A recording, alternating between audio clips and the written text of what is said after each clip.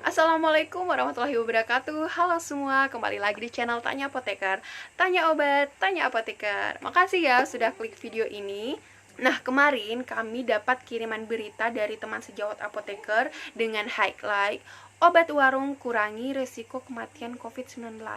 Yang ternyata setelah kita lihat beritanya, obat warung yang dimaksud itu adalah dexamethasone, yang notabene adalah obat dengan logo K atau obat keras.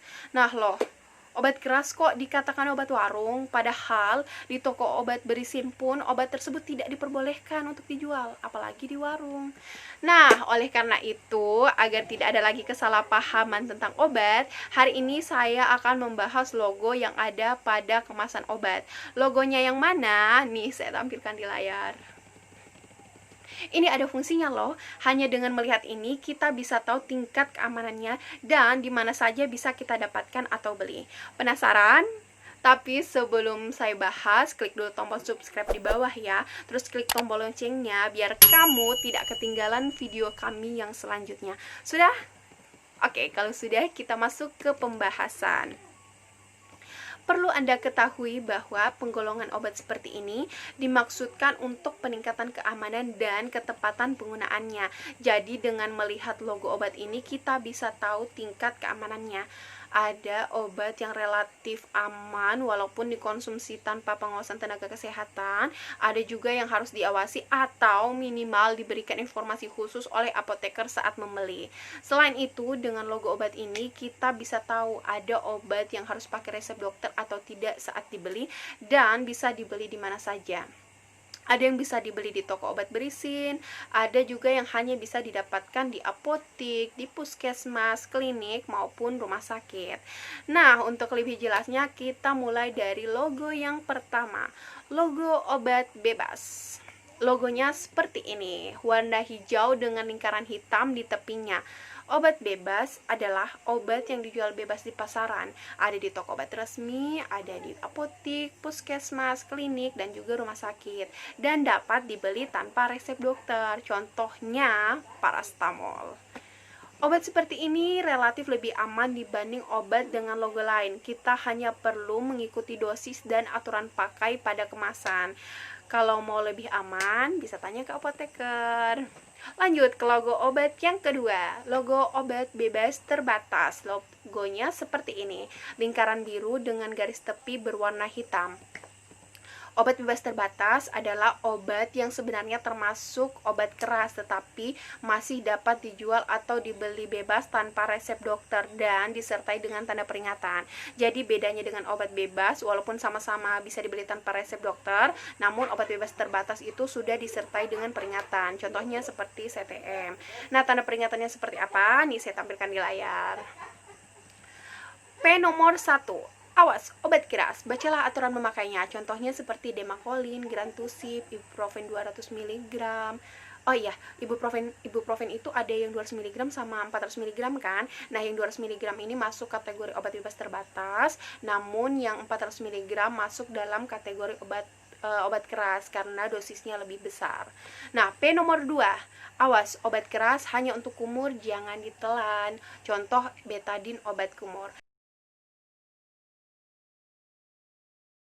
P nomor 3. Awas, obat keras hanya untuk bagian luar badan. Contohnya seperti bedak mikorin.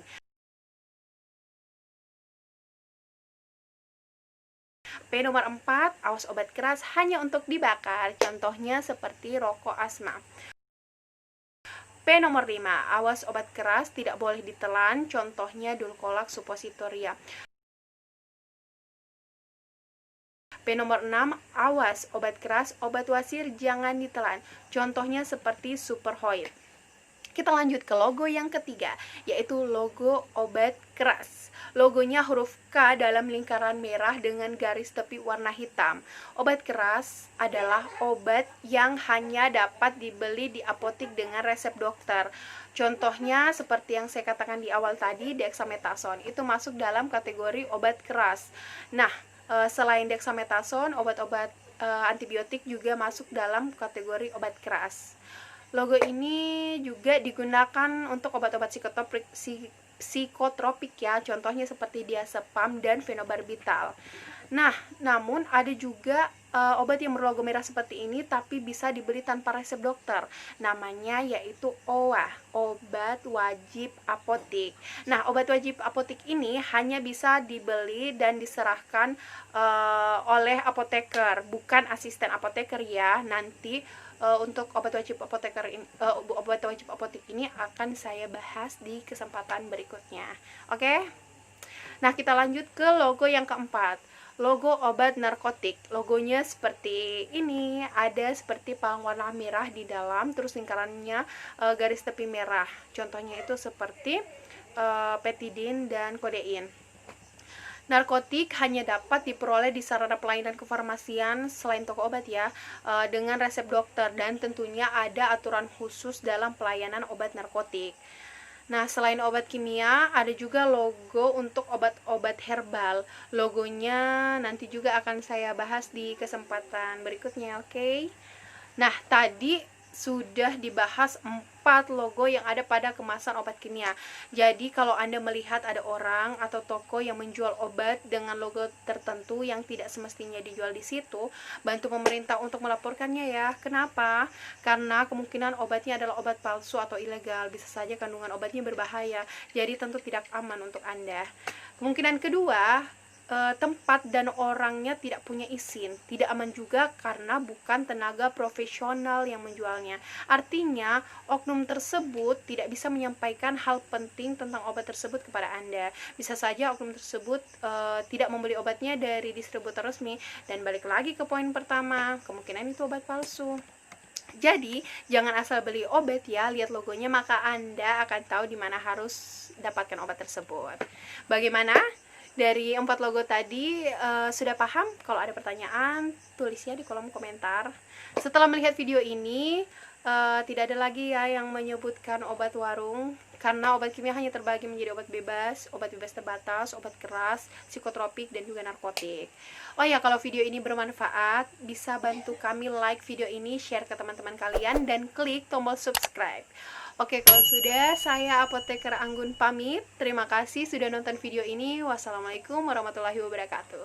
Tanya obat, tanya apoteker. Gracias.